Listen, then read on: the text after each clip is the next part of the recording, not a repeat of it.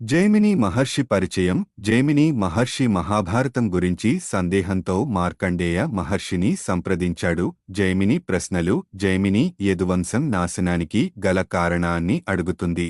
అతను సద్గురువు అయిన హరిశ్చంద్రుని జీవితం మరియు అతని బాధలను గురించి ఆరా తీస్తాడు. అతను ఆధ్యాత్మిక జ్ఞానాన్ని అందించిన పక్షి జంట కథను అర్థం చేసుకోవడానికి ప్రయత్నిస్తాడు. జైమిని దుర్గా దేవి గొప్పతనం గురించి కూడా ప్రశ్నించింది. మార్కండేయ స్పందన. మార్కండేయుడు జైమినికి స్వాగతం పలుకుతాడు మరియు అతని ప్రశ్నలన్నింటికీ సమాధానం ఇస్తానని హామీ ఇచ్చాడు. ఈ కథలు వినేవారికి శాంతి, జ్ఞానోదయం కలిగిస్తాయని పేర్కొన్నాడు. జైమిని ప్రశ్నలు. మార్కండేయుడిని కలుసుకున్న తర్వాత జైమిని తన మనసులో ఉన్న అనేక ప్రశ్నలను సంధించాడు. 1వ ప్రశ్న యదు రాజవంశం గురించి. యదు రాజవంశం యొక్క మూలాలు. పూర్వీకులు. యదు రాజవంశం దాని మూలాలను యయాతి రాజు మరియు రాణి దేవయాని యొక్క పెద్ద కుమారుడు యదుగా గుర్తించింది. యయాతి రాజు చంద్రవంశీ, చంద్ర వంశానికి చెందిన శక్తివంతమైన చక్రవర్తి. యయాతి శాపం. దేవయాని ఋషి మరియు తండ్రి అయిన శుక్రాచార్యుని శాపం కారణంగా యయాతి అకాల వృద్ధుడయ్యాడు. అతను తన వృద్ధాప్యానికి తమ యవ్వనాన్ని మార్చుకోమని తన కొడుకులను అభ్యర్థించాడు. యదు ఈ అభ్యర్థనను అంగీకరించడానికి నిరాకరించాడు. యదు వంశస్థులు తన సింహాసనాన్ని ఎన్నటికీ వారసత్వంగా పొందరని యయాతి శాపానికి దారితీసింది. అయినప్పటికీ యదు వంశం అభివృద్ధి చెందింది మరియు ప్రసిద్ధి చెందింది. ప్రముఖ వ్యక్తులు. యదు వంశానికి మూలపురుషుడు. బలం మరియు పరాక్రమానికి ప్రసిద్ధి. రాజు శూరసేన యదు వంశంలో ఒక ముఖ్యమైన పాలకుడు. అతని జ్ఞానం మరియు బలానికి ప్రసిద్ధి. వాసుదేవ ఒక కీలక వ్యక్తి.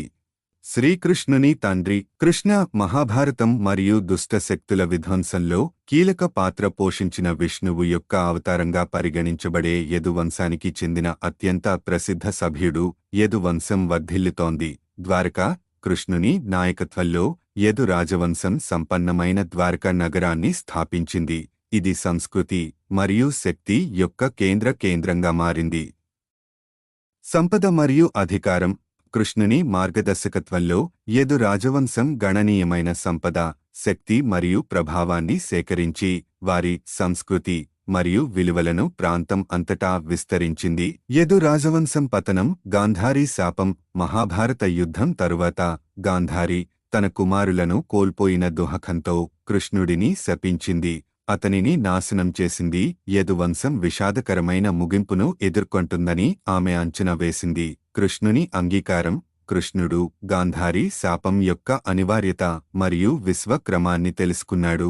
తన రాజవంశం యొక్క రాబోయే విధిని అంగీకరించాడు. చివరి రోజులు. అంతర్గత సంఘర్షణ. కాలక్రమేణా యదు వంశం అంతర్గత కలహాలు మరియు వివాదాలలో చిక్కుకుంది. యాదవుల మధ్య అహంకారం మరియు అధికార పోరాటాలు ఐక్యతను దెబ్బతీయడం ప్రారంభించాయి.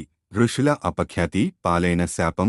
యాదవులు ఒకసారి సందర్శించే ఋషుల సమూహాన్ని ఎగతాళి చేశారు. ఒక యువకుడికి గర్భిణీ స్త్రీగా దుస్తులు ధరించి పిల్లల లింగాన్ని అంచనా వేయమని ఋషులను కోరారు. మనస్తాపం చెందిన ఋషులు తప్పుడు గర్భం వల్ల యాదవుల నాశనానికి దారితీసే ఇనుప గద్దె ఏర్పడుతుందని శపించారు. శాప నెరవేర్పు. ఇనుప గద్దె ఉద్భవించినప్పుడు శాపం నిజమైంది.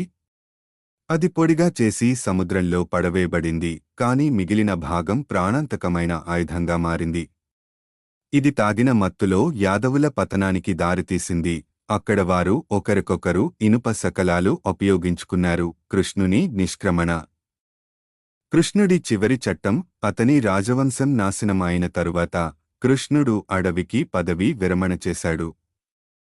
అక్కడ గాంధారీ శాప ప్రవచనాన్ని నెరవేర్చిన జార అనే వేటగాడు పొరపాటున అతన్ని జింకగా భావించి కాల్చి చంపాడు. ఆరోహణం. ఈ కృష్ణుడి ఆత్మ అతని దివ్య నివాసానికి చేరుకుంది.